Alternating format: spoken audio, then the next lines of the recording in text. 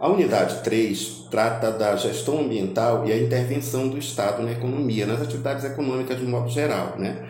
Como se deu esse processo? A gente sabe que a partir de todos os eventos que aconteciam no mundo, né, os acidentes ambientais que aconteceram no mundo, o volume de pessoas que morriam, de perdas de produtividade agrícola, etc., chamou a atenção para essa questão. Então, até então, o Estado não intervinha na economia, porque a ideia que se tinha era que o mercado era perfeito, o mercado se autorregulava. Mas se começa a perceber que o mercado tem falhas, 4 falhas.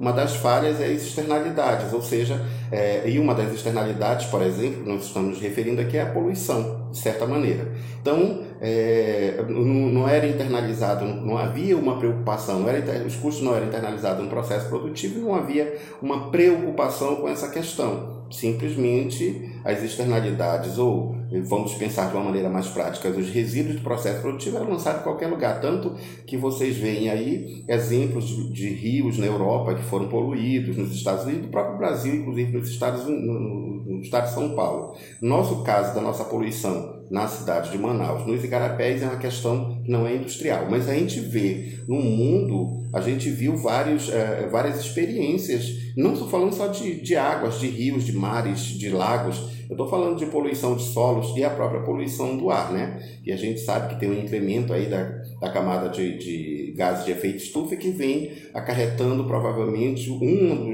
dos fenômenos da mudança climática, que é o aquecimento global, que é o aumento da temperatura média na Terra. E isso causa um risco muito grande de eventos climáticos extremos, muito mais corriqueiros, com frequência muito maior e, portanto, com volume de desastres, de perdas e de mortes crescente, né? Essa é a ideia inicial da questão das mudanças climáticas.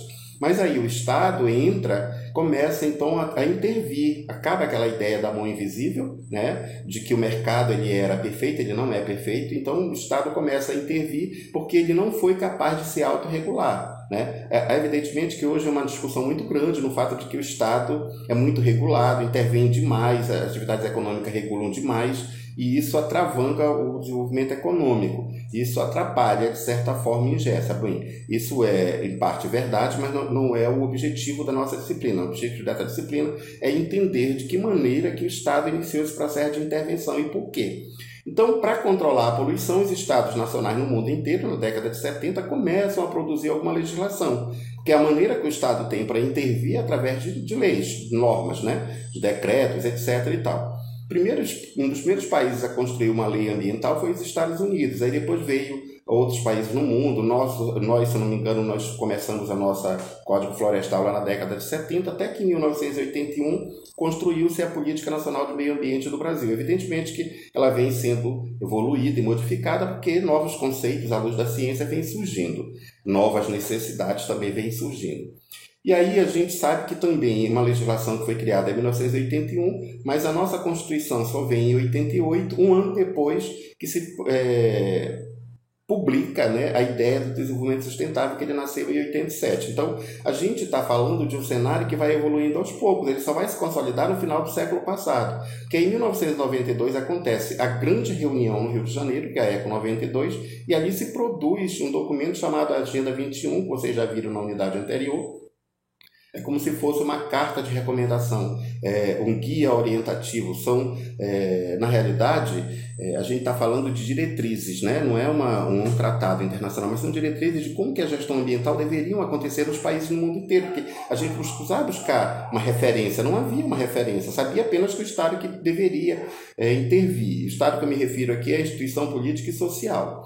Não importa a esfera. E aí, quando a gente está, a partir desse movimento que acontece no Rio de Janeiro, e também um movimento paralelo, né, e aí surge a Carta da Terra, que foi um documento que depois a ONU assumiu também como um documento oficial, então surge uma quantidade de guias normativos e orientativos e que vai, de certa forma, influenciar o processo de gestão ambiental no mundo inteiro, a produção de leis, a criação dos instrumentos e um padrão de como que vai ser esse processo de intervenção. Hoje a gente tem entre esses instrumentos de comando e controle, que é o primeiro instrumento da gestão ambiental, e é um instrumento público e obrigatório, ou seja, público é exercido pelo Estado, e é obrigatório porque você não tem a possibilidade de querer ou não, você tem que cumprir.